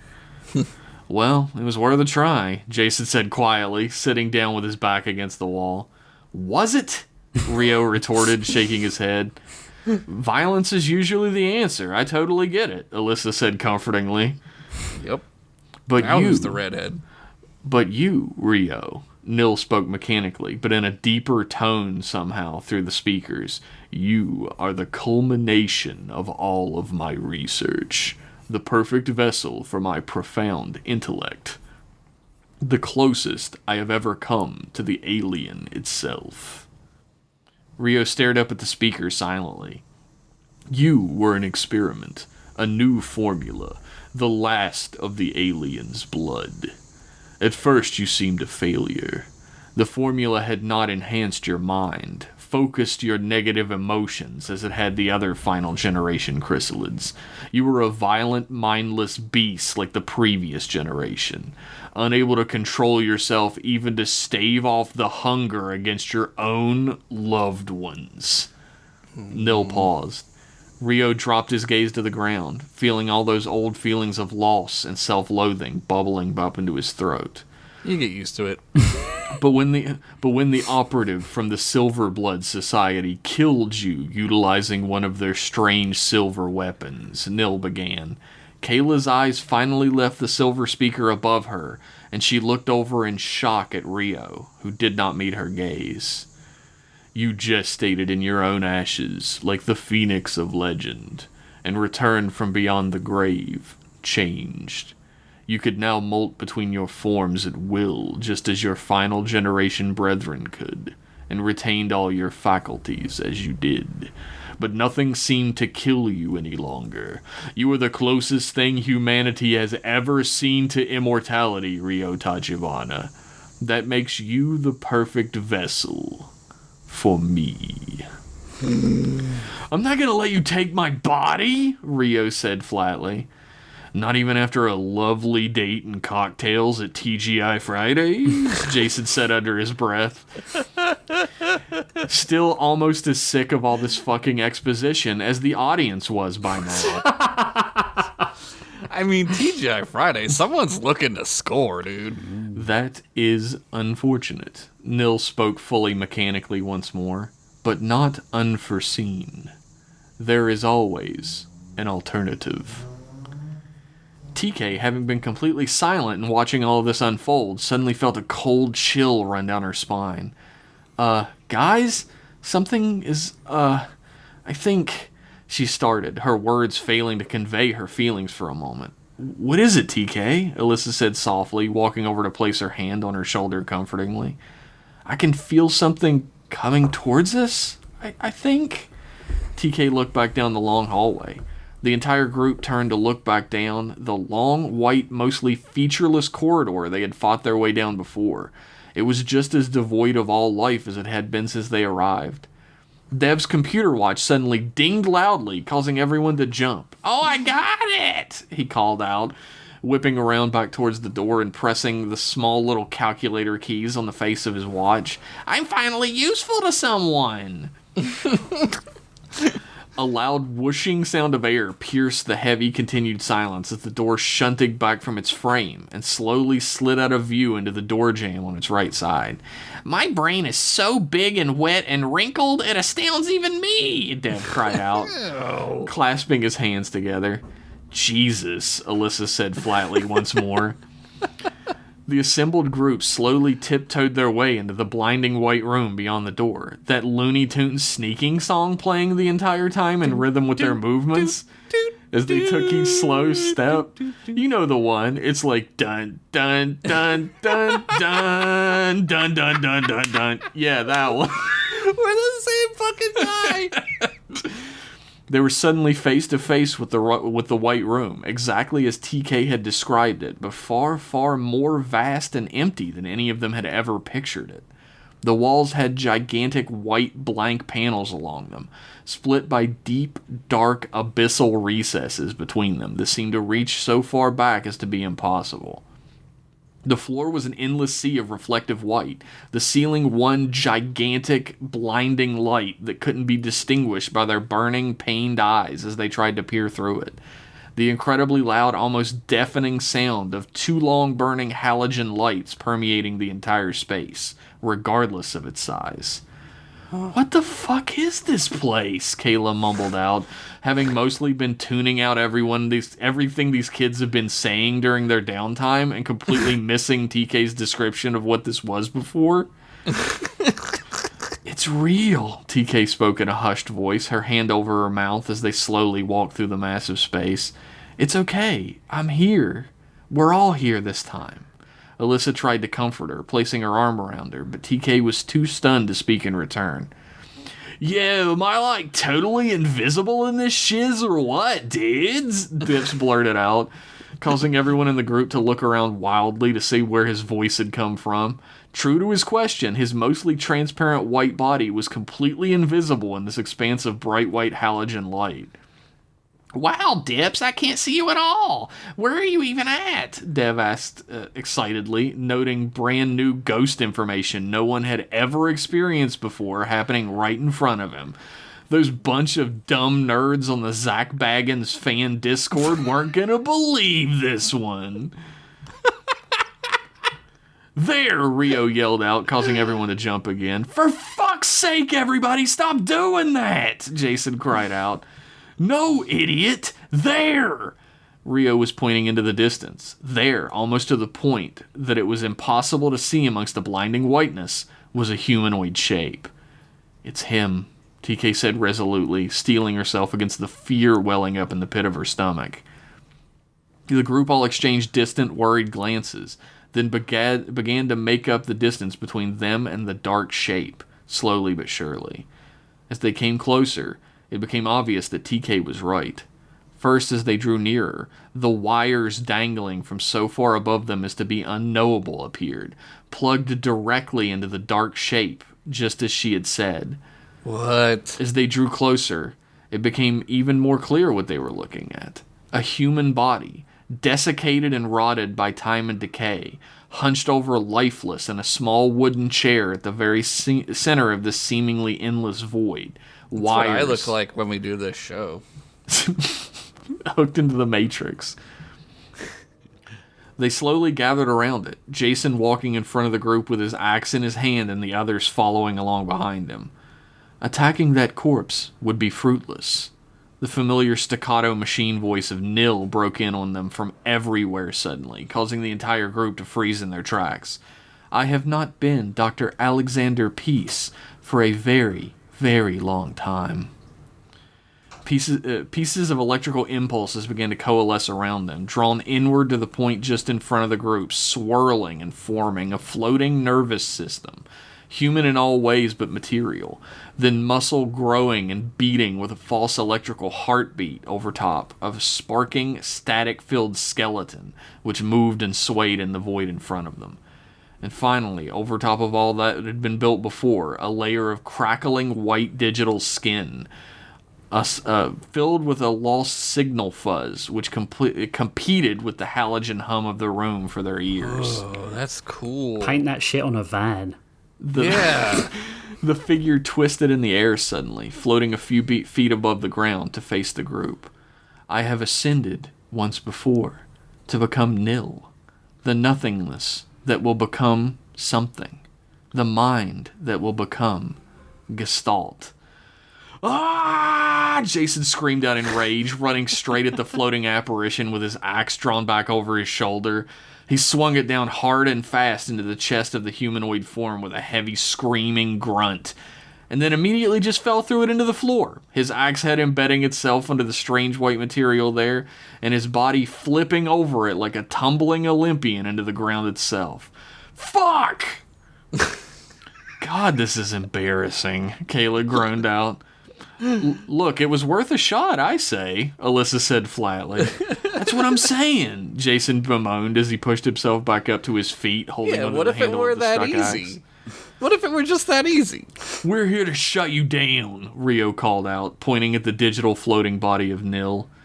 Anybody got any idea on how to do that? Dev whispered quietly. I can't even figure out how to cancel Netflix, Kayla responded. Jesus. I suppose you have all chosen the difficult route for your use to me, Nil said, his body flickering in the light, a deep, low rumbling filling the room beyond the halogen hum. This building will self-destruct in exactly 25 minutes. I will no longer have use for the shell of my former self by then. I will have a new body and my Esper's power. TK took a step away, holding her forehead suddenly as jabbing pain began to dig into it. Ah, shit! TK! Alyssa cried out, grabbing onto her shoulders and trying to help to steady her. What the fuck are you doing to her? Jason screamed, yanking his axe out of the ground and brandishing it once more. It's not him! It's here! TK cried out. Suddenly, every one of them felt their weight quadruple, their bodies being violently slammed into the ground by a force beyond their perception. They're on Jupiter. Each of them hit hard, crying out in pain, and were suddenly stuck there on the floor, the force pushing down on them as if they had stepped into that sick-ass gravity chamber on Goku's spaceship when he went to Namek. Yeah. You remember that shit? Good Dude, times. Fucking before school, I needed to know what happened. Anyway, scary shit was happening. Fuck, I can't move! Jason screamed out. That is by design, Nil responded. I have activated the room's security features. You have been neutralized to expedite your containment by Unit 02. What? Before any of them could question what Unit 02 might be, I just did. they all had their answer. Appearing slowly out of the blinding white void beyond their vision was a small humanoid figure, its clothing flowing around it. The soft tapping of boot heels on hard floor echoed into the halogen hum surrounding them, only heightening the growing fear within them as they struggled against their unseen bonds. As the form grew closer, they could see it wrapped in a flowing white lab coat, with a strange mishmash of straps and white layers of clothing wrapped tightly around its body from neck to foot underneath. It was a man, young and strong, a man with his head shaved and his face scarred, but there was something blindingly, painfully familiar about him. It was me! Rio began to shake, his mouth agape and his eyes wide as he watched the man's approach, every fiber of his being awash with an existential fear he'd never experienced in his life. He recognized this man instantly, even from a distance, even without the hair, with the scars, with all of it. He knew this man immediately. The man drew his hand up to his lapel of his coat and yanked it off of his body in one fell swoop of his arm, sending it flying away from him into the white abyss. His body began to convulse and twist as he walked, the sickening sound of bones popping and yanking and jerking inside of him. His flesh drew back away from his muscles, and his bone exploded out of him like a bomb in his midsection has gone off, sending viscera, blood, and guts flying in every direction away from him. Standing in the midst of the corpse of what was once a human being, heaving its breaths in and out of its blood-soaked, intestine-caked form, was a gigantic, chitinous, black-green insectoid horror that each and every person in that room immediately recognized. Cricket Man 2! Standing in front of them was Cricket Man. Jason flung his trembling, panicked eyes around the room hazily, landing on the human form of Ryo Tachibana, just as trapped, pressed to the floor and helpless as the rest of them. His mouth drooped open and his heart beat from within his chest like a jackhammer. His mind raced a mile a minute, trying desperately to make sense of what he was seeing, to make the entire room stop spinning around him for a moment. And Cricket Man began his slow, inhuman march towards the now helpless new Spooky Squad and his new prey. To be continued. No! Wait, who is Rio clone? Maybe. They might. There was a cloning facility in this building. Yeah. When did they swap? Oh shit, I need to know. We don't know anything yet. Oh my god. Okay, stop being so good at describing shit, please. It's making us all look terrible. It is my one skill. I can't do exposition without just dumping it a million pounds at a time. That's just stories. You're just writing a Yeah. story. That's how it goes. You I can't can't show, do- don't tell in a book. I can't do great yo mama jokes. Well, have you tried having sex with my mom? Maybe that'll help. Inspiration. It hasn't helped before. Wait a minute. That was good, dude. No, you. that I do not want anyone to die. Like, don't be like Rich. We'll see. No, that means he's got a plan. Oh my Yeah, god. yeah. People gotta die, man. No, they don't. Yeah, they you need don't. steaks. People gotta die. I do need steaks. I would love to eat a steaks. steak right now. I could eat like a fucking 64-ouncer, baby. 64-ounce ass. 69-ouncer, you know Now what I we're mean? talking. Yeah. Excellent. I mean, A lot of plot that was left dangling in season 1 got expedited out in this episode. Got shit out for everybody. dude. I want Neil to have Neil life. Nice. Get fucked, Neil. There's a lot of threads in this episode that will lead directly into next season. I always just picture Nil from Horizon Zero Dawn, who's like an assassin and he's kind of cool. I wouldn't. He's like the Nil in this story is like a digital fucking like white He's mannequin. V'ger. He's V'ger. He's like a white mannequin from the store, but he moves and talks. Oh, he looks like kind of like a Prometheus person. Oh, like less a architect stupid. or whatever. Oh, they're less stupid. called. Less stupid. That movie sucks. That is Yeah, stupid. it's getting like the prequels reevaluation syndrome right now. It where is, it everybody's is, Like, oh, it's yeah. a masterpiece. Yeah, I here's my conspiracy theory. My wild conspiracy theory is that these are companies like on Reddit doing this shit. My wild conspiracy theory is that kids see shit when they're little and think it's good. Yeah. Yeah, I guess. What? Who the fuck is watching Prometheus when they're little? I don't know. People do not monitor what their children are watching. All right, little Susie and Johnny, time to watch Prometheus. Call me when the abortion scene happens. It's why I haven't let Evan watch episode 1, because I think he would love it because he's 6. So, of course, he's Yeah. going to love it, right? That's who it's made for. That's Yeah. why I love it, because I'm 6. 6 inches. Wait, that's not that big. That's not even that good. 6 feet. 6 meters. Damn. Wow. Meters. Wow, you saved it. Well done. I'm fucking 2 yardsticks, baby. That's realistic. With It's got to roll that shit up on a fireman's hose roll. It's like a Fruit Loop. A fruit roll up. Your fruit roll up. Yeah, a Fruit Loop is a cereal, isn't it? Yeah, Yeah. Fruit Loops are delicious. Sorry, fruit. I prefer roll-up. Reese's Puss. Sugar smacks, baby. Eat 'em up, eat 'em up, eat 'em up, eat 'em up. I don't eat cereal. I wonder if I can put that into my next story somehow. That's one of the prompts, I think. So. Reese's Puffs.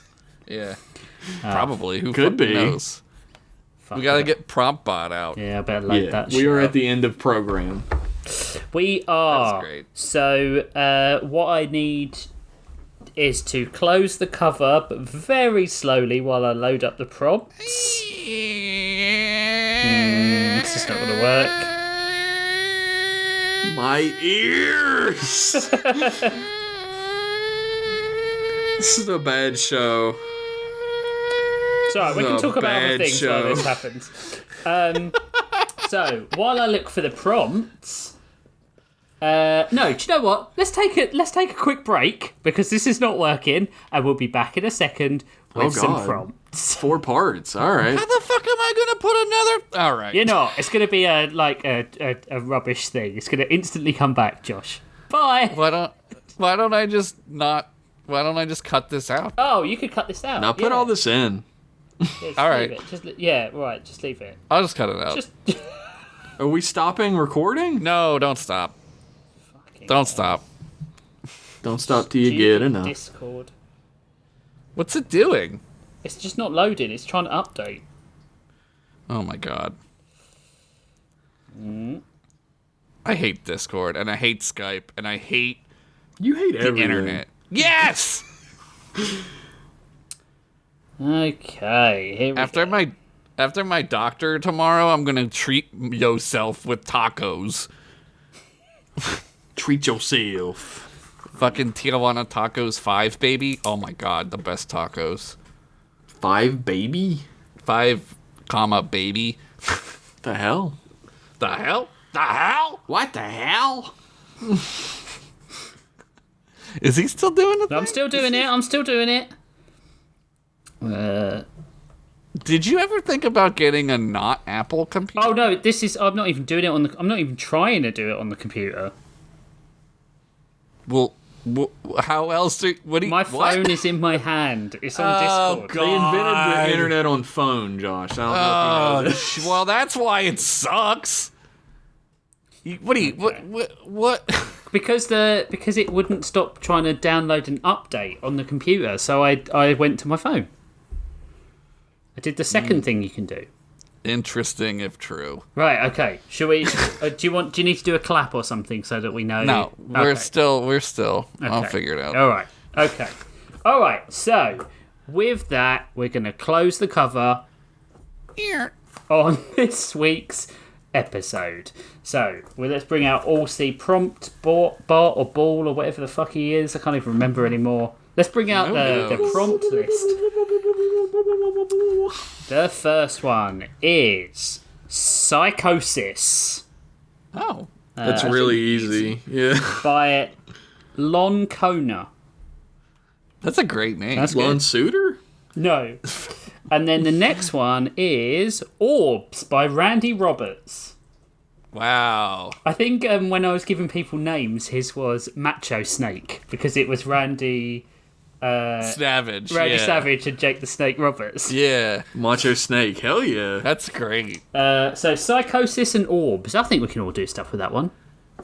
Yeah, suck on these orbs. Am I right? Nice. I love a little tasteful side orb. If it's a perfect orb, what's the side? Oh yeah. Stop. I wrote it down. I did the broad strokes. I'm gonna never hear the end of that one. If you heard those very, very good for the end of the season prompts, but thought, man, I can do better than that, they're punk ass bitches. Damn. Then you It's can head rude, over. for one. It is rude, but you might have a point. You never know. But why don't you test that? You can head over to patreon.com/storylords, and for as little as $5 a month, you can, well, A, support the show, B, get access to the Discord, C, you can suggest prompts, D, you get a D, and and you get access to the stories that are on Patreon as well. You get a giant 6-incher D. No, it's chody, all right? It's super chody. It's 1 inch long and 6 inches wide. Yeah, I'm, like Mike Sadorf used to say, I'm hung like a tuna can. Nice. For $10, you get access to all the sidecasts we do. They are Afterlords and Redesigned by Committee. And for $25, you'll get all of that, create credits in the book when it comes out, and PDF copies of that early. For any other information on the show, you can head over to storylords.card.co, that's card with 2 R's, or storylords.page. You can leave us a review. Another way to help us if you can't support us financially is to leave us a review, preferably on iTunes if you can. Do we have any more reviews? I tell you what, I'm gonna find these reviews, and I'm not going to take forever, and I'm not gonna need to. I'm not gonna need to stall about it either when I go looking for it. All right. I'm already on top of it like that. I just know already. Yeah, you just know. Keep talking. Keep talking. I don't need to. He's got it. He's got it. No. No. God damn it. We'd like some new reviews, people. It really helps the show. It gets us out there a little bit. So, with that in mind, I'm going to big thank you as always to our top tier patrons: Henry Roselar, King of Patrons, Anthony Stoker, Federico Rodriguez, Heath Robinson, Jonathan Anderson, Pez King, Sarah Kemp, Sean Tabor, Squid Ludwig, Stephen, Werewolf Bar Mitzvah, and a big thanks to... Who am I going to do this week? Josh Henderson. No. Yeah.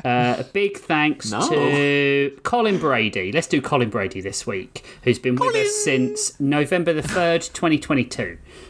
Supported True hero. True hero. Colin. Remember in Space when the dog was named Colin? Yeah. Colin. Big thanks, as always, to Vidazen for the use of his music, which plays every time we go for a break and at the beginning and the end of the show. You can find out all information on Greg at vidazen.card.co. That's our card with 2 R's. He is a fellow Lord. He'll be back at some point to do another guest spot, I'm sure. Yeah, he's an all-around good dude. I love that guy. No, I do. No, I do. I also do. So, with that, we are going to say goodbye. And we're going to see you in 2 weeks for more delicious stories. We have 2 episodes left. How are they going to get out of this one? We don't know. No one knows. We haven't written it yet. How could we know? We don't write it until we get the prompts. We need those prompts. They're integral to the story, so become a patron at patreon.com/storylords. Come on, people. This is really serious stuff we're doing. We're writing a short story a week. Give us money. It's like every 2 weeks. But. I mean... I write 2 stories, and I just perform the better one. You just throw the other one in the garbage. Yeah. Wow. I do a good one and a bad one, just so I can What get a my masochist. I do just one bad one and then read it. Yeah, that's what I do. All right. Okay, I've had enough of this bullshit. We'll see you in 2 weeks. Love you lots. Bye-bye. The fuck is his problem? Bye, everybody. He's British. Let him be.